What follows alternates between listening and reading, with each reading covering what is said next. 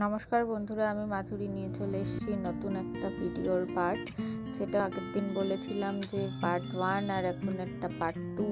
এটা খুবই short video একটা তৈরি করেছি, তো তোমরা দেখতে থাকো। আগের দিন তো আমি তোমাদেরকে বললামই যে আমরা হাঁটতে হাঁটতে অনেক কিছু দেখতে দেখতে তোমাদের নানা রকম যা প্রতিমা ওখানে ছিল সব দেখাতে দেখাতে যাচ্ছিলাম। তো ফাইনালি আমরা আমাদের ডেস্টিনেশনে পৌঁছানোর আগে আর একটা ঘরে ঢুকে দেখতে পাই যে সেখানেও খুব সুন্দর সুন্দর মূর্তি তৈরি হচ্ছে। মানে যদিও ওটা আমি যেরকম সাইজ খুঁজছিলাম তার তুলনায় অনেকটাই ছোট, কিন্তু তাহলেও আমার মুখটা খুব পছন্দ হয়েছিল।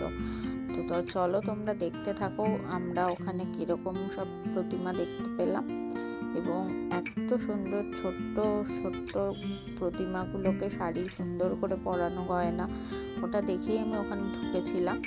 কিন্তু ফাইনালি আমি নিয়েছি নান্টুদার ওখান থেকেই, কারণ ওটা আমি পরে জানতে পারি যে ওটা ছাঁচের তৈরি প্রতিমা। যেহেতু আমার কাঠামোর প্রতিমা দরকার, তো আমি ওটা নিয়ে নিই।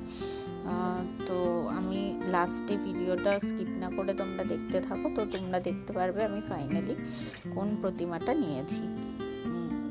তো ভিডিওটা ভালো লাগলে অবশ্যই লাইক শেয়ার কমেন্ট করো, আর চ্যানেলে নতুন থাকলে প্লিজ সাবস্ক্রাইব করে নিও।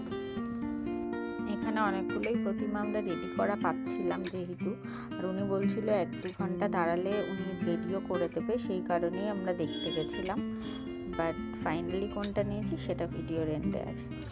এই প্রতিমাগুলোর দাম ছিল কিন্তু ওই 1200 টাকা থেকে 1600 টাকার মধ্যে। তোমাদের কারোর যদি এরকম প্রতিমা পছন্দ হয়ে থাকে অবশ্যই এখানে গিয়ে তোমরা তোমাদের পছন্দ করা প্রতিমা নিতে পারো।